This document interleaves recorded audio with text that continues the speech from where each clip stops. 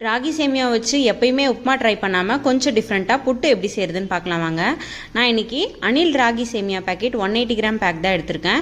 இதை கட் பண்ணி ஒரு பவுலுக்கு ட்ரான்ஸ்ஃபர் பண்ணிவிடுங்க. இப்போ நம்ம சேமியா முழுகிற அளவுக்கு தண்ணி சேர்த்துக்கலாம். தண்ணி சேர்த்து ஒரு 2 நிமிஷம் நல்லா ஊறட்டும்.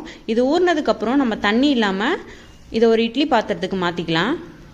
இட்லி பாத்திரத்துக்கு மாற்றிட்டு ஒரு 5லேருந்து 7 நிமிஷம் ஸ்டீம்லேயே நல்லா வேக விடுவோம்.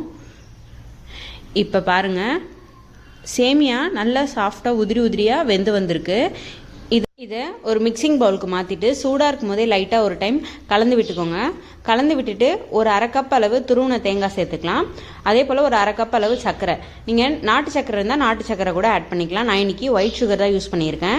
இதெல்லாம் சேர்த்துட்டு ஒரு டைம் மிக்ஸ் பண்ணி விட்டுட்டு ஒரு 1/4 ஸ்பூன் போல் ஏலக்காய் தூள் சேர்த்து ஒரு டைம் நல்லா மிக்ஸ் பண்ணி விட்டால் ஒரு சூப்பரான ராகி சேமியா புட்டு ரெடி. இதை நீங்கள் குழந்தைங்களுக்கு ஈவினிங் ஸ்நாக்ஸாகவும் செஞ்சு கொடுக்கலாம். வீடியோ பிடிச்சா மறக்காமல் லைக் பண்ணுங்கள்.